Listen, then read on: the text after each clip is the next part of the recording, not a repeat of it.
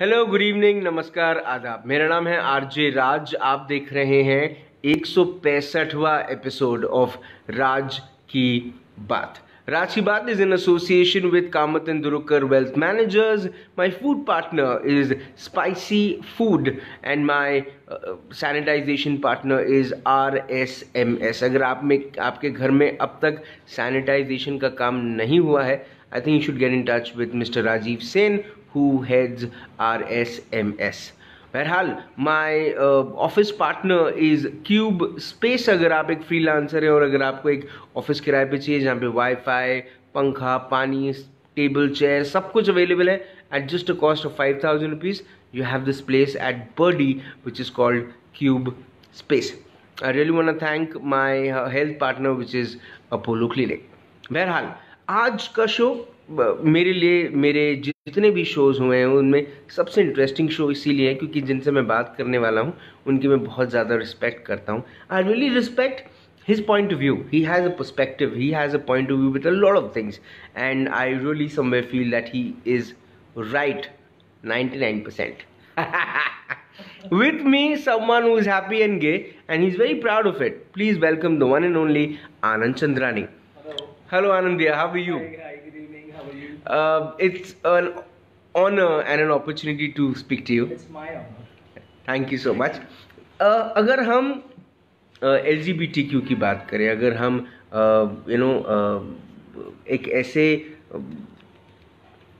Group of लोगों की बात करें, है ना, जिनको सोसाइटी ने कई सालों तक अपनाया नहीं, एक्सेप्ट नहीं किया, लेकिन after a certain period of time एक लंबी लड़ाई के बाद एक कानून पास हुआ। अगर हम शुरुआत से बात करें तो गे, लेस्बियन, ट्रांसजेंडर भी इसी में आएंगे।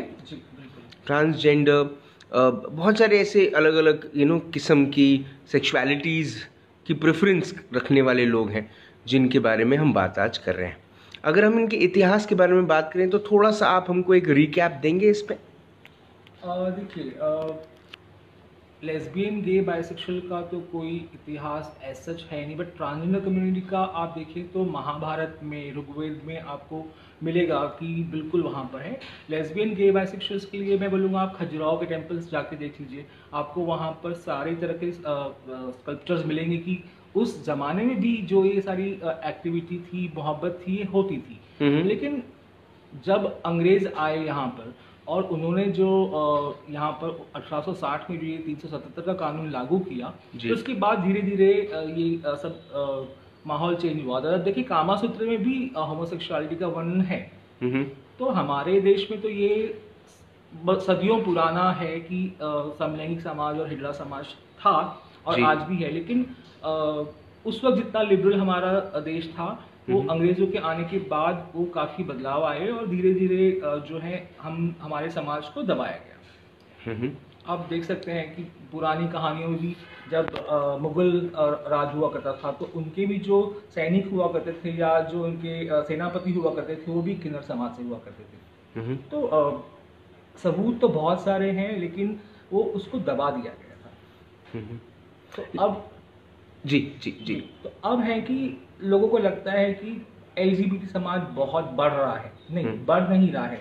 अब धीरे धीरे लोग खुल के सामने आ रहे हैं तो उनकी संख्या ज़्यादा दिख रही है। अब तक छुपे हुए थे तो लोगों को लगता है नहीं है, ये सब वेस्टर्न कल्चर की बात है, वहाँ होता है, हमारे यहाँ नहीं है। हमारे यहाँ भी है और था, लेकिन अब लोग खुल के सामने आके बात करना शुरू किए हैं। जैसे आप आज शो कर रहे हैं वाला, इसके पहले भी मैं रेडियो पे गया हूँ, टीवी पे गया हूँ, लेकिन उतने लोग सामने आके बात करते नहीं जी। 15 साल से मैं था, अब जाके मेरी टीम के कुछ लोग इतने कॉन्फिडेंट हुए हैं कि खुल के आके सामने बात करते हैं। तो ये एक बहुत अच्छा बदलाव है कि शुरुआत हुई है। समाज में किस किस्म का रिजर्वेशन है, एक्सेप्टेबिलिटी क्यों नहीं है? डर, समाज को डर है इस चीज़ का कि अगर समलैंगिकता को अगर एक्सेप्ट कर लिया गया तो ये समाज खत्म हो जाएगा या सब लोग ऐसे हो जाएंगे। ये एक डर बेसिकली है कि अगर एक बच्चा दूसरे समलैंगिक बच्चे के साथ खेलेगा तो बच्चा भी समलैंगिक हो जाएगा। ये बात सही नहीं है। जी। उसका सबसे अच्छा एग्जांपल दे सकता हूँ कि आज हम 15 साल से हमारा ऑफिस लेके बर्डी से में बैठे हैं और हमारे आसपास सारे हेट्रोसेक्सुअल लोग हैं, तो वो तो 15 साल में कोई होमोसेक्सुअल नहीं बना, या मेरे घर पे मेरे साथ में रहने वाला कोई गे नहीं बना। तो ये जो लोगों की डर है अंदर मन में कि समाज में सब लोग गे बन जाएंगे, फिर प्रोक्रिएशन कौन करेगा, हमारा समाज आगे कैसे बढ़ेगा, हमारी फैमिली आगे कैसे बढ़ेगी, ठीक है। 100 में से 5% लोग हैं जो LGBT के हैं, बाकी 95% तो प्रोक्रिएशन के लिए है ना जी। वैसे भी हमारे देश की जनसंख्या इतनी ज़्यादा है कि कंट्रोल करने की ज़रूरत है। तो मैं तो बोलता हूँ कि हम समलैंगिक लोग तो देश की मदद कर रहे हैं कि हम शादी नहीं करेंगे, बच्चे नहीं होगा तो पॉपुलेशन कंट्रोल में भी हेल्प करेंगे।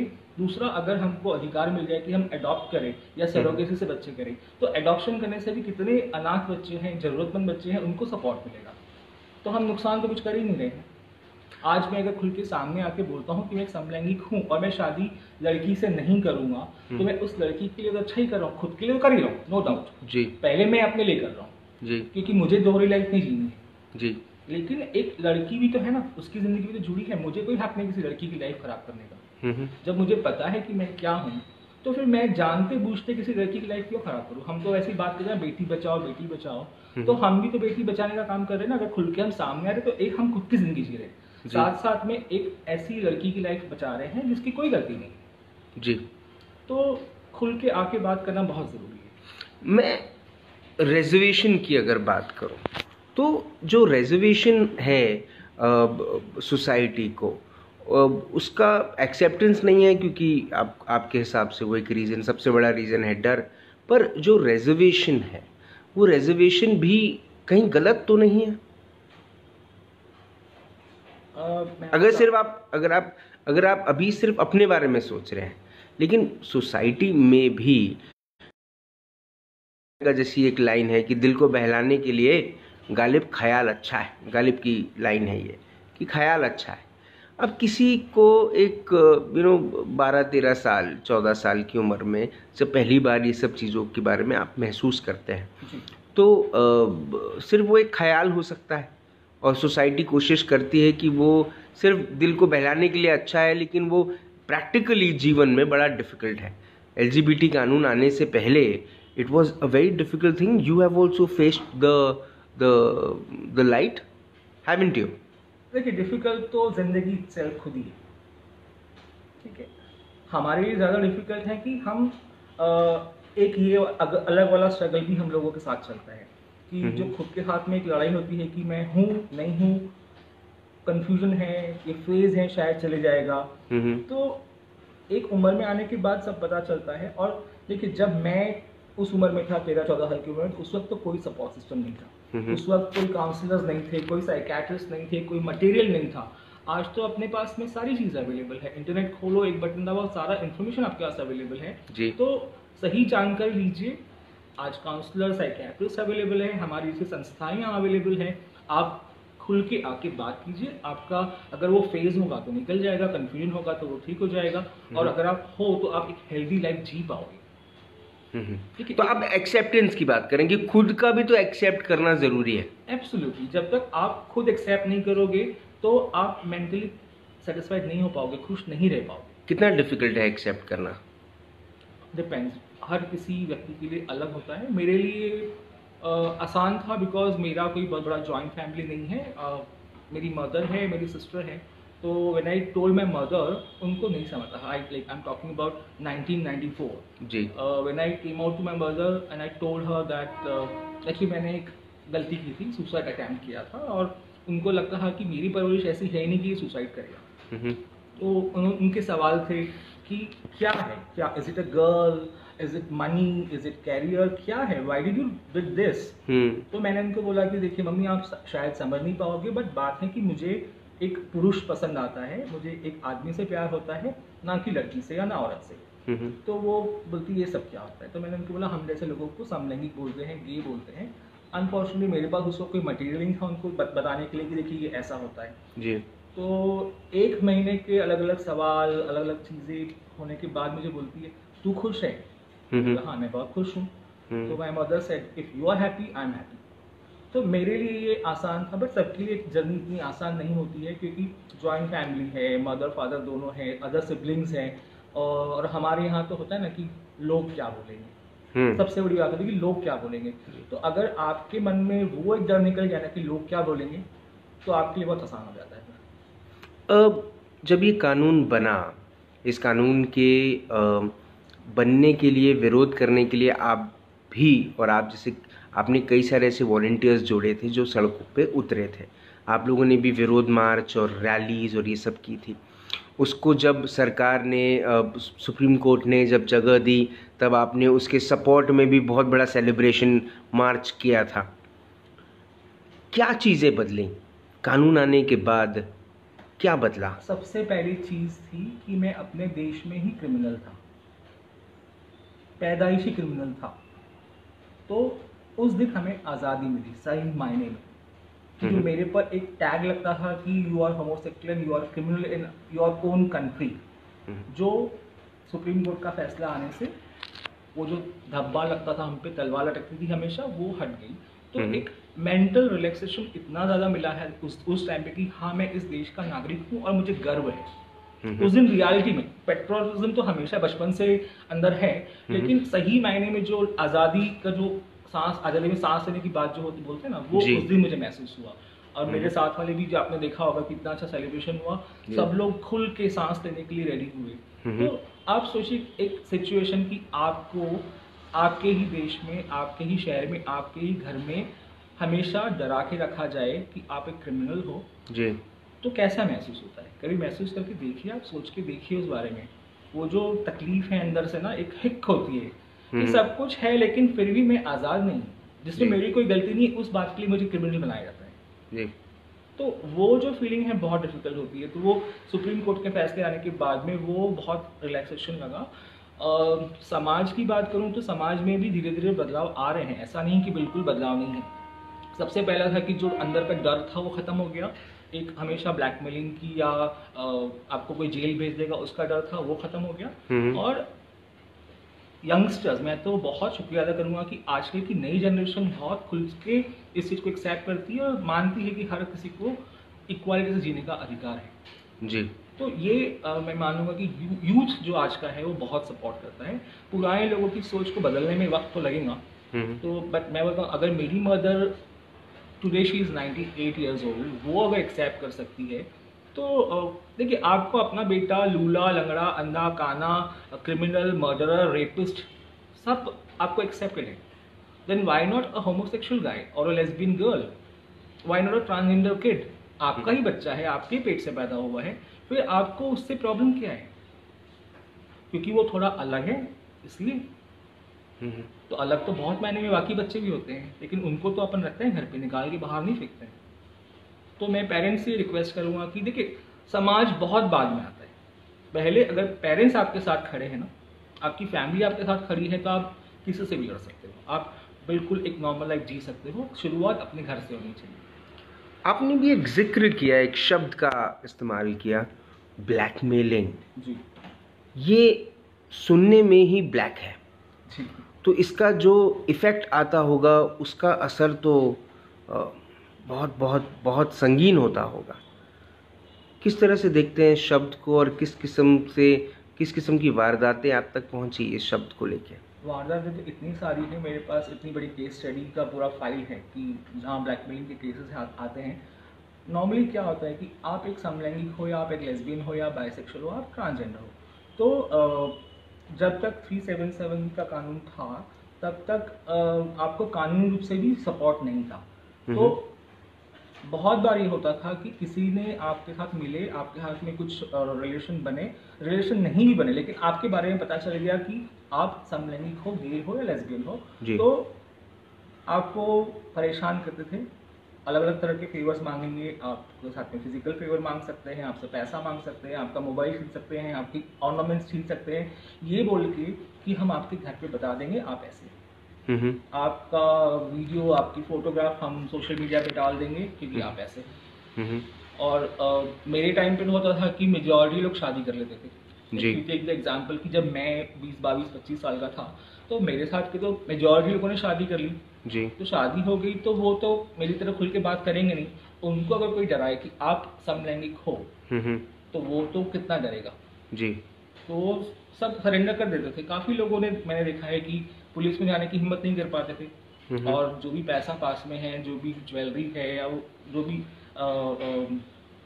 ऐसी चीज़ें हैं जिससे आप छुटकारा पा लेते हो कि हाँ देख के तरक्की करो जी। क्योंकि मुझे बदनामी नहीं चाहिए समाज में। जी। क्योंकि मेरे घर पर मेरे फैमिली का एक रेपुटेशन है, मैं मैरिड हूँ, मेरा बच्चा हो गया है, उनको पता चलेगा मैं ऐसा हूँ तो मेरा पूरा फैमिली डिस्ट्रॉय हो जाएगा। जी। तो उस डर के मारे भी करते थे। उस वक्त तो काफ़ी पुलिस भी परेशान करती थी कि अगर कंप्लेंट करने जाओगे तो बोलते हैं अरे तेरी गलती है, तू ऐसा है इसलिए तेरे साथ में ऐसा होता है, तू सुधर जा।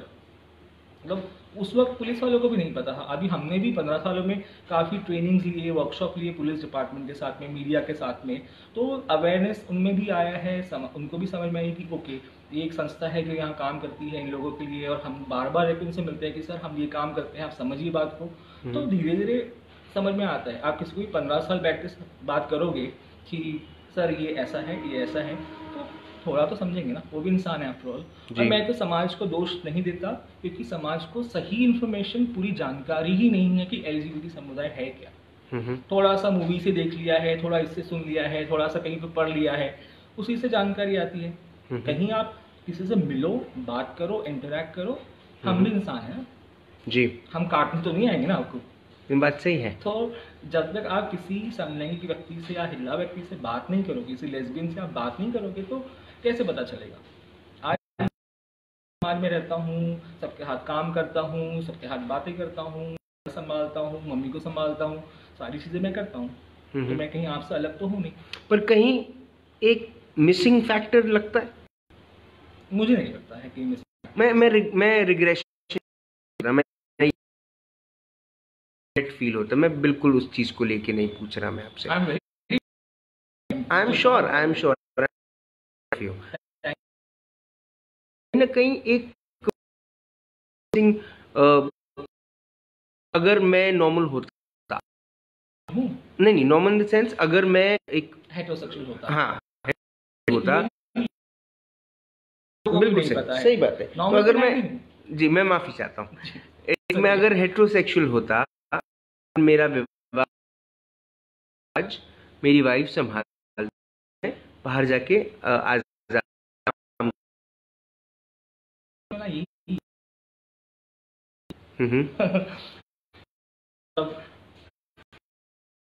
उतना प्यार नहीं होता तो दे पाता था, केयर कर पाता हूँ क्योंकि मेरे पास कोई और जिम्मेदारी नहीं है। मैं आज कमाता हूँ, मेरी माँ के ऊपर खर्च करता हूँ, उनको जो चाहिए तुरंत ला के देता हूँ, उनके साथ टाइम बिताता हूँ, जितना वक्त मैं उनको दे पाता हूँ उतना। My mother is so happy. आप मम्मी से बात कर लो कभी, okay, she is very happy. अच्छा है शादी नहीं किया करते, अच्छा, क्योंकि हम आए दिन देखते हैं ना, इसके घर में ऐसा हो रहा है, उसके घर में ऐसा हो रहा है, तो वो तो घर में बर्तन है तो बचेंगे जी, लेकिन मैं उस टेंशन से फ्री हूँ। तो मुझे कोई रिग्रेशन नहीं है, उल्टा अच्छी बात है। मैं अकेला हूँ तो मैं जो भी कमाता हूँ I will pay more taxes because I will spend on luxury items. True. तो मैं देश की इकोनॉमी भी हाथ बढ़ाता हूँ।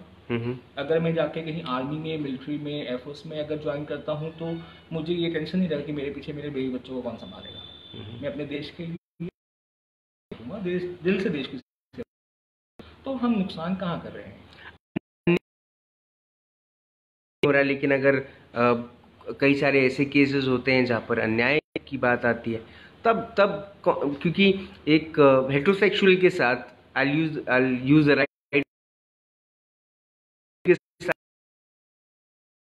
पुलिस के पास जाता है, वो लीगल सिस्टम्स के पास जाता है, एडमिनिस्ट्रेशन जाता है, वो नेताओं के पास जाता है। क्या वही LGBTQ के लिए भी अवेलेबल है और आसान है? तो आसान नहीं है बट अवेलेबल ज़रूर है। आपको जैसे एक आम इंसान को भी लॉ का उतना नॉलेज नहीं होता है कि उनके अधिकार क्या है, वो पता नहीं होता है। तो हमें ज़रूरत, तो डेफिनेटली हेल्प अवेलेबल है। आपको सही इन्फॉर्मेशन निकालने की ज़रूरत है कि कहाँ से आपको मिलेगी। तो जैसे हमारी संस्था है सारथी ट्रस्ट है, हम लोग सिटी के सेंटर में बैठे हैं, 10 घंटे बैठ के काम करते हैं। आप कभी भी आके बात कीजिए हम लोगों से। आप नहीं आना चाहते हैं, मेरा नंबर गूगल पे इजीली अवेलेबल है, आप वहाँ कांटेक्ट कर सकते हैं, फ़ोन पे बात कर सकते हैं। और आपको हमारे पास अच्छे से लॉयर्स हैं, डॉक्टर्स हैं, मीडिया है, पुलिस में आप पहचान है, सब जगह कॉन्टैक्ट्स तो हैं। तो जैसे आप सुदीप भाई से आप कल बात कर रहे थे जी, तो सुदीप भाई क्या हेल्प नहीं करेंगे? कोई उनके पास गया तो करेंगे। क्रिमिनल लॉयर तो वो जरूर हेल्प करेंगे। जी, तो हमारे पास भी एक एडवोकेट नरेश है, एडवोकेट दीपक है, जो हमेशा आधी रात को तैयार रहते हैं उनको हेल्प मांगो तो। पर जरूरत है आपको, अगर तकलीफ है तो आपको आके हेल्प मांगनी पड़ेगी। सोसाइटी में एक्सेप्टेंस वैल्यू बढ़ा है। यस, काफी हद तक। नहीं, मैं एक्सेप्टेंस की जब बात कर रहा हूँ तो मैं बोल रहा हूँ कि वो जो LGBTQ के बैनर के अंदर में आते हैं, लेस्बियन हैं, गेज हैं, बाइसेक्सुअल्स हैं, ट्रांसजेंडर्स हैं, क्या उन्होंने इस बात को खुलकर आकर बाहर एक्सेप्ट करना शुरू किया है?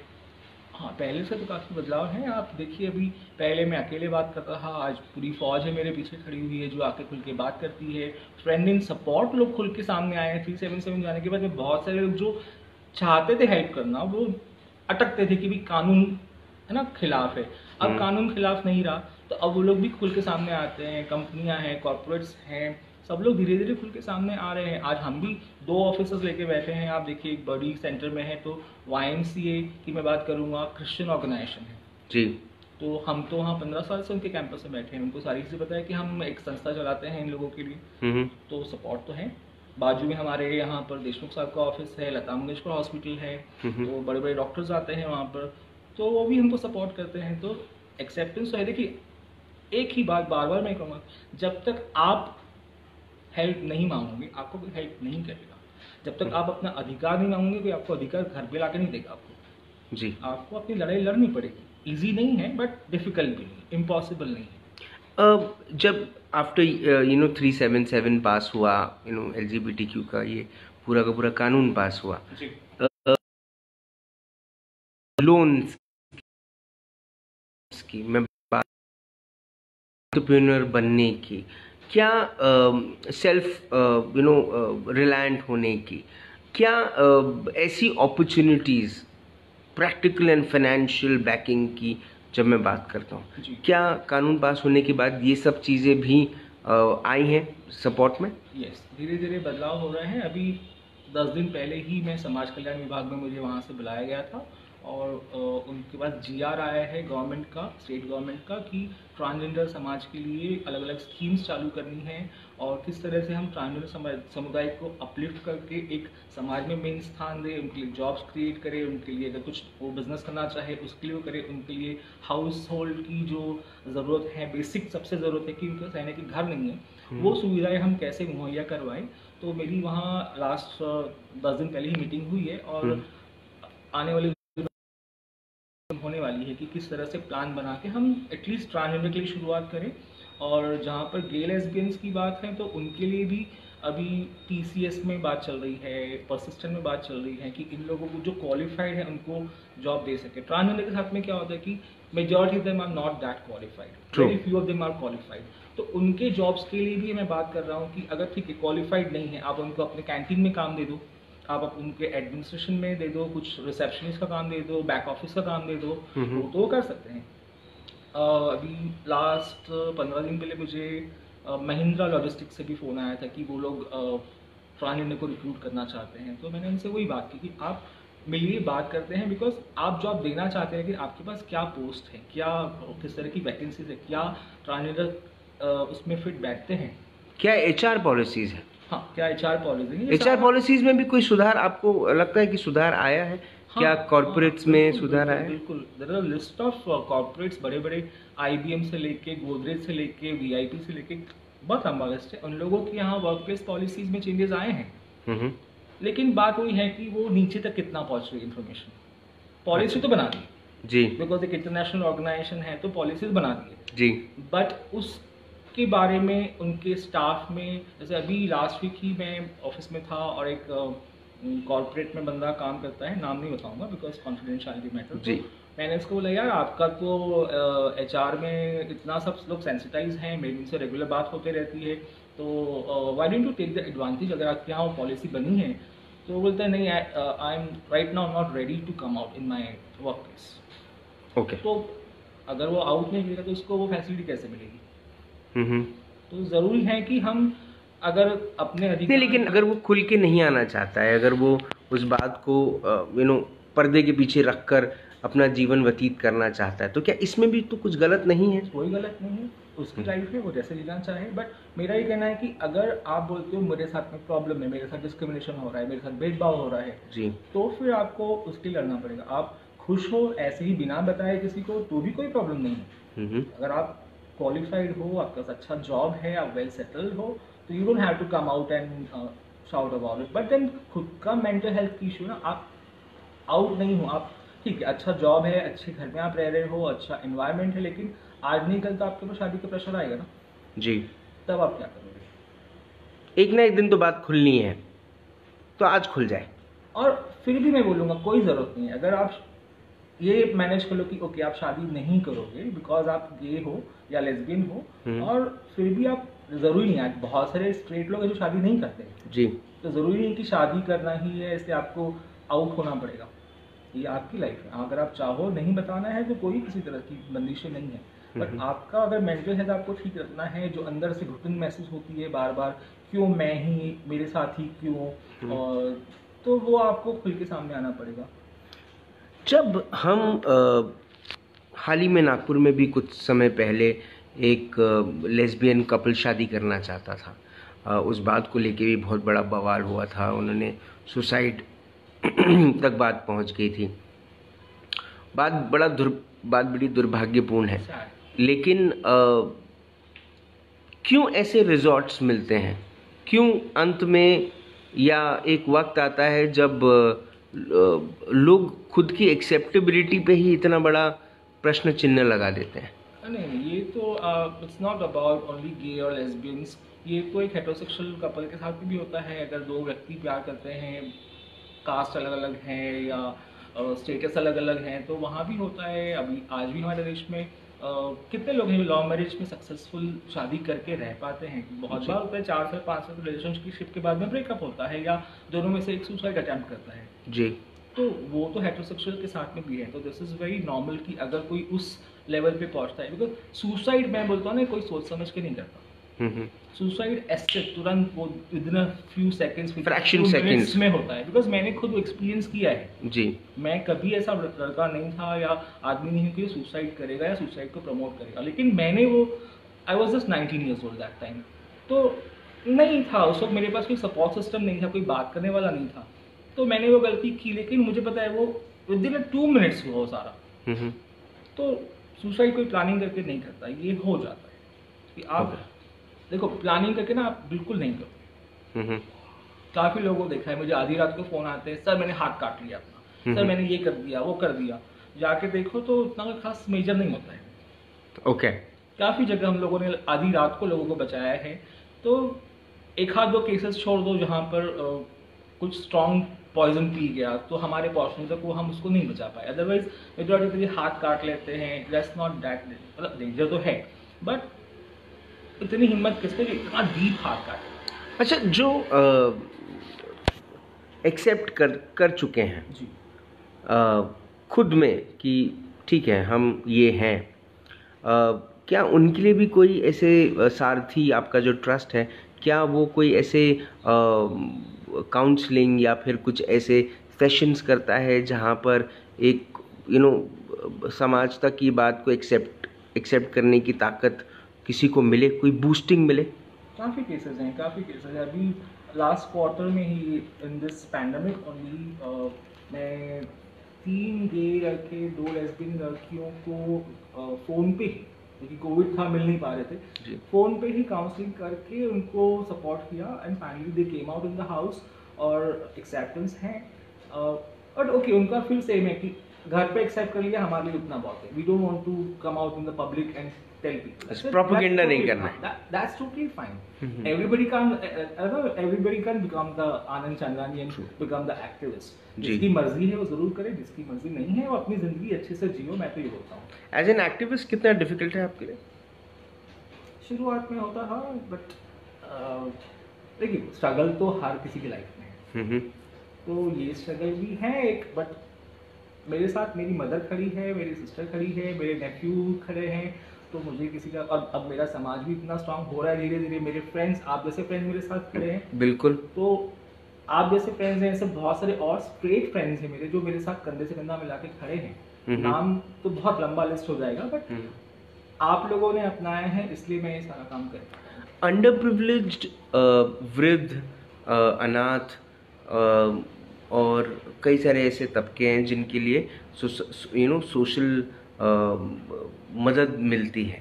मैं फाइनेंशियल मदद की बात कर रहा हूँ, और मैं बात कर रहा हूँ जब एक छोटा सा एक या बड़ा सा एक सपोर्ट, कॉरपोरेट का भी जो प्रोसेस होता है सपोर्ट करने का फाइनेंशियली, क्या ऐसे सपोर्ट्स मिलते हैं सारथी को? शुरुआत हुई है धीरे धीरे। अब जैसे भी कोविड काल चल रहा है, तो काफ़ी सारे लोग हैं, NGOs हैं। अभी जैसे हम लोगों ने राशन किट्स के बारे में किया, तो सबसे पहला सपोर्ट आया VTA से, विजन टैक्स पेयर्स एसोसिएशन है, उन्होंने हेल्प किया। सेकंड सपोर्ट आया NCCI से। तीसरा सपोर्ट आया फिर अपने यहाँ पर एक लॉयर और पुलिस मैडम हैं, उन्होंने सपोर्ट किया। फिर हम सफ़र ट्रस्ट जो बॉम्बे में है, उन्होंने पिछले 4 महीने से सपोर्ट कर रहे हैं। तो लोग आ रहे हैं। अभी recently he radio city I think उन्होंने कैंपेन किया करीब 4-5 दिनों का। तो अभिषेक जो है, RJ अभिषेक, हाँ, रेडियो सिटी जी, तो उन्होंने कैंपेन किया है। आई थिंक सैटरडे को वो, उनके पास जो भी राशन या जो भी चीज़ जमा हुई डोनेशन के तौर पर, वो सैटरडे को आके वो लोग खुद डिस्ट्रीब्यूट करने वाले हैं। और आप जो सीनियर सिटीजन्स के लिए या अंडर प्रिविलेज के लिए बात कर रहे हो, तो उनके लिए वृद्धाश्रम होते हैं नॉर्मली। नहीं, उनके लिए सपोर्ट मिल जाता है। मैं ये कह रहा था, हाँ, कि क्या LGBTQ के लिए सपोर्ट मिलता है, मैं उसकी बात कर रहा हूँ। हमारे पास करीब 40 लोग ऐसे हैं जो 50+ हैं। तो उनको भी हम लोगों ने राशन डिस्ट्रीब्यूट किया है। किसी को मेडिसिन चाहिए तो मेडिसिन भी दिलवा के दिया हुआ है। अभी एक चल रही है कि एक बुजुर्ग ट्रांसजेंडर है, उनको कान में तकलीफ है, तो एक और NGO है, उनसे बातचीत चल रही है कि वो कहीं कनेक्शन से उनका कान का ट्रीटमेंट करा दे। तो हेल्प तो ज़रूर मिलती है, मांगने की देर है। मांगने की देर है। आनंद भैया, चीज़ें जिस तरह से दिखती हैं उतनी इजी होती नहीं है ना? काफ़ी लोगों की, मतलब एक ज़िंदगी निकल जाती है ज़िंदगी बनाने में, ये ना किसी मशहूर इंसान ने कहा है। कितनी ज़िंदगियां निकली हैं कि LGBTQ को अपनी जगह मिले? किस तरह से देखते हैं सब चीज़ों को? मैं तो देखिए, स्ट्रगल से अराउंड 89 से मैं स्ट्रगल देख रहा हूँ। और सबसे पहले हम सफ़र ट्रस्ट बॉम्बे में पहला ऑर्गेनाइजेशन चालू हुआ जो LGBT के लिए काम करना शुरू हुआ उन्होंने, और मुझे भी उनसे ही इंस्पिरेशन मिली कि मैं जब बॉम्बे में जॉब कर रहा था, मैं उनको विज़िट किया और उनका काम देखा, तो काफ़ी इंस्पायर हुआ था कि ये बॉम्बे में हो सकता है तो नागपुर में क्यों। तो जब ये 2002 में मैं वापस आया बॉम्बे से, और तब मैंने अपने फ्रेंड लोगों से बात किया, सबको आइडिया बहुत अच्छा लगा, लेकिन बिकॉज ऑफ 377 या सोशल स्टिग्मा लोग खुल के सामने आने को तैयार नहीं थे। और क्योंकि आपको एक संस्था खोलनी है तो आपको एक लीगल प्रोसेस से आना है, आपको चाइल्ड कमीशन ऑफिस में प्रॉपर्ली रजिस्टर करना पड़ेगा। For that you require documents, जी, एड्रेस प्रूफ, ID प्रूफ्स, तो वो देने के लिए लोग तैयार नहीं थे। फिर मिनिमम 3 लोग लगते हैं इसके लिए। तो 2 साल के स्ट्रगल के बाद में मुझे और 2 नाम मिल गए। सॉरी, हम 2 थे, एक नाम के लिए अटका हुआ था। तो एक हमारे मित्र है, उन्होंने बोला कि ठीक है, मैं अपनी ID देता हूँ, बट टाइम का पता नहीं मैं दे पाऊँगा कि नहीं। तो आज 15 साल हो गए हैं। वो आज भी जब वो फ्री होते हैं आते हैं, अदरवाइज वो नहीं आते हैं। तो ऑर्गेनाइजेशन चालू करना भी it was a difficult part. जो कभी ऐसा लगा आपको कि किसी स्पेशल व्यक्ति के लिए या किसी बाइसेक्सुअल के लिए या किसी लेस्बियन के लिए आपको उनके घर भी विज़िट करना पड़ा, उनके पेरेंट्स को समझाना पड़ा, और शायद उनका पूरा गुस्सा आप पे निकल गया हो, ऐसा हुआ है? हाँ, ये ब्लेम हुआ कि आप हमारे बच्चे को बिगाड़ रहे हो, आपकी वजह से वो शादी नहीं कर रहा है, आप उसको एनकरेज कर रहे हो कि शादी मत कर, या इस तरह की बातें हुई। लेकिन मुझे पता था कि वो पेरेंट्स की गलती नहीं है। वो तो अपने बच्चे से इतना प्यार करते हैं कि वो अपने बच्चे को गलत कभी मानेंगे नहीं। वो हर पेरेंट्स का होता है। अगर कोई और भी चीज़ होती है तो पेरेंट्स बोलते हैं अच्छा आप उसके साथ रहते हो ना, उसके हिसाब से कर रहे हो, या आप उसकी संगत में हो इसलिए आपका आप ऐसी गलतियाँ कर रहे हो या ऐसा आपके साथ हो रहा है। तो I really don't blame the parents, इसलिए कि और मेरे लिए क्या होता है कि माँ बाप है किसी के भी, तो माँ बाप डांटेंगे तो क्या बुरा है उसमें। फ्यूचर कैसे देखते हैं LGBTQ का? फ्यूचर मैं तो बहुत ब्राइट देखता हूँ, लेकिन अगर आपको समझना है तो आपको कुछ चीज़ें समझनी पड़ेगी कि देखिए बदलाव तो आएगा ही। वैसे हम देखें हमारे यहाँ पर बाल विवाह था, वो धीरे धीरे ख़त्म हुआ, फिर विडो की शादी नहीं होती थी वो हुआ, लव मैरिज अब स्टार्ट हो गए हैं, इंटरकास्ट मैरिज अब स्टार्ट हो गए हैं, तो ये बदलाव धीरे धीरे हुए हैं। वैसे ये भी बदलाव स्लोली होंगे, लेकिन हो रहे हैं। अभी सुप्रीम कोर्ट में कुछ पिटिशंस पड़े हुए हैं सेम सेक्स मैरिजेस को लेके, तो उम्मीद है कि सुप्रीम कोर्ट ने जैसे इतना अच्छा जजमेंट 377 को लेके दिया था, तो इस बारे में भी सुप्रीम कोर्ट ज़रूर सोचेगा। और सरकार खुद भी ट्रांसजेंडर्स को, थर्ड जेंडर को लेकर भी बहुत सारी स्कीम्स ला रही हैं, उनके लिए काफ़ी फैसिलिटी ला रही है, तो धीरे धीरे वो LGBT के बारे में भी सोचेगी कि प्रायोरिटी थर्ड जेंडर है भी, क्योंकि वो ज़्यादा अंडर प्रिविलेज हैं कि उनको तकलीफ ज़्यादा है। तो सरकार स्टेप बाय स्टेप सरकार भी आ रही है। अभी कल ही NCP ने अपना first LGBT part of NCP national जो अपना कांग्रेस पार्टी है, उन्होंने बॉम्बे में करीब 12 लोगों को मेंबर बनाया। अच्छा, तो ये तो मतलब पॉलिटिकल पार्टी में भी एंट्री नहीं थी अब तक? पॉलिटिकल पार्टी में एंट्री नहीं थी, ऐसा कहीं उनके मैनिफेस्टो में या एजेंडे में नहीं है, लेकिन बहुत सारे हैं, समलैंगिक है, लेस्बियन है, जो पार्टी में हैं, अलग अलग पार्टीज में है, बट खुल के आउट नहीं है। तो अब NCP ने शुरुआत की है पहली बार की ऑफिशियली किसी LGBT आउट लोगों को मेंबर बनाया गया है। तो मुझे भी ऑफर आया था, बट वो मीटिंग बॉम्बे में थी और मुझे 2 तारीख को पता चला, और कोविड केस में मैं ट्रैवल नहीं करना चाहता, तो मैं नहीं गया वहाँ पे। तो अपॉर्चुनिटी यहाँ भी थी। अभी महाराष्ट्र में ट्रांसजेंडर वेलफेयर बोर्ड भी बन गया है, तो उसमें भी नागपुर से रानी झावले जिनका आपने इंटरव्यू लिया था, वो भी उसकी मेंबर है। तो वहाँ से भी अब जैसे धीरे धीरे स्कीम्स आएगी तो डेवलपमेंट होगा। और सबसे बड़ी बात है कि हमें सोचने की ज़रूरत है कि पिंक रूपी का पावर कितना है जी।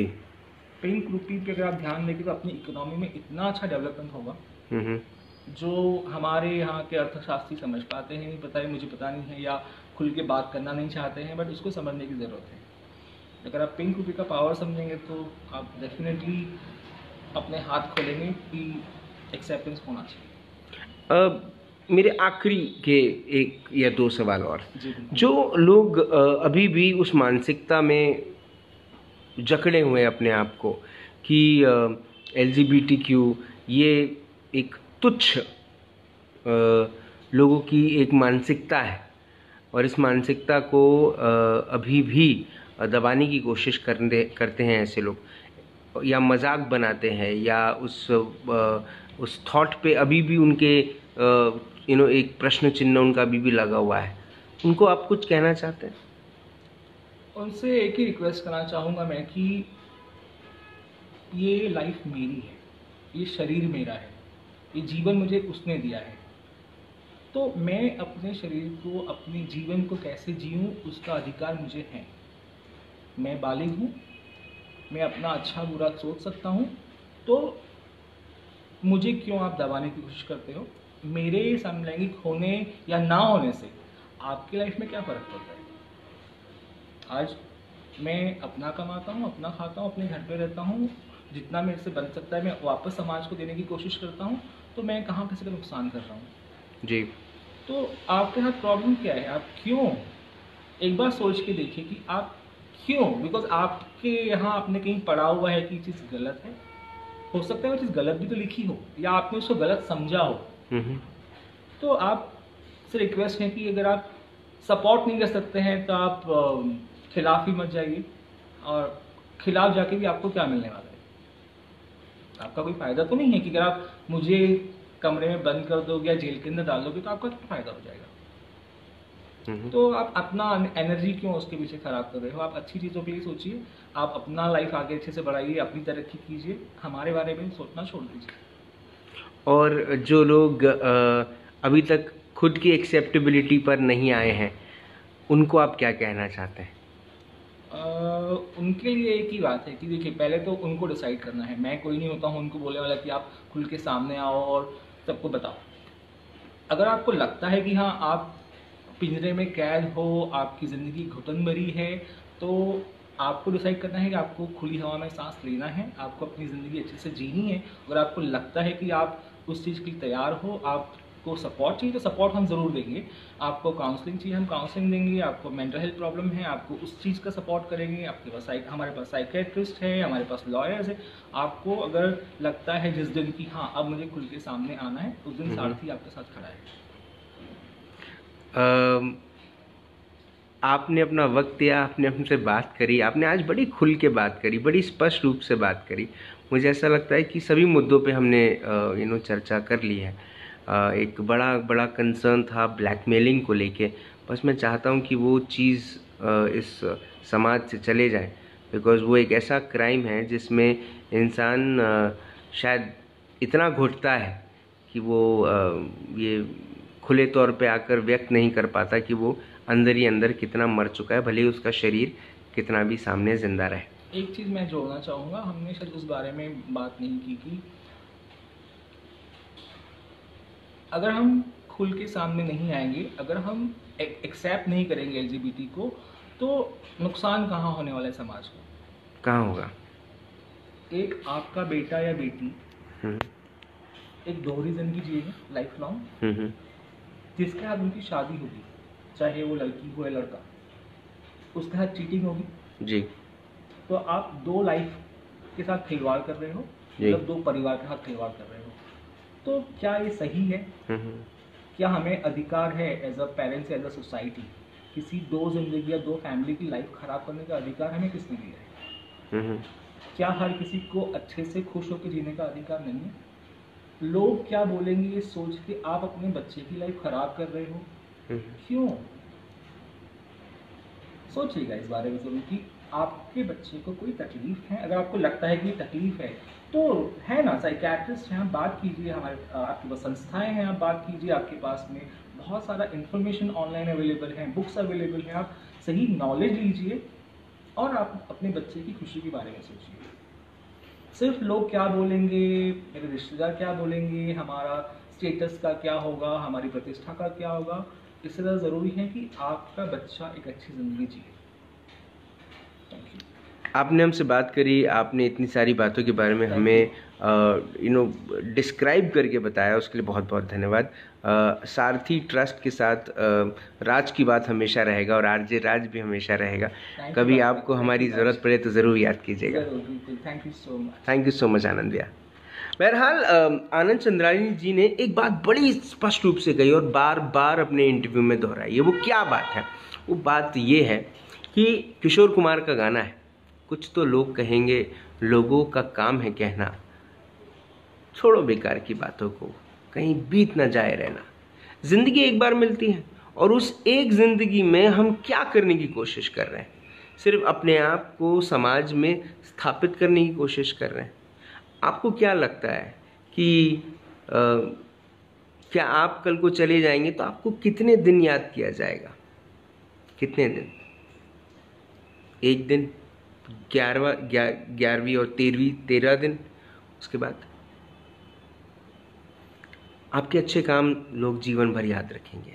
आपके साथ बिताया हुआ एक अच्छा एक्सपीरियंस लोग ज़िंदगी भर याद रखेंगे। एंड आपने समाज के लिए क्या किया, लोग उसको याद रखेंगे। आपके घर के दरवाजे के अंदर में आप क्या जीवन जीते हैं, किसी को किसी से मतलब नहीं है, ना किसी को किसी से मतलब होना चाहिए। वो करें जो सही है, वो करें जो आपको लगता है सही है। ये बात अगर क्लियर है तो जिंदगी क्लियर है। कल शाम को 7 बजे फिर होगी मुलाकात इन राज की बात। तब तक आप अपना ध्यान रखें, सुरक्षित रहें, स्वच्छ रहें, स्वस्थ रहें, मस्त रहें, खुश रहें, हर किसी को रिस्पेक्ट करें और जिंदा रहें। जय हिंद।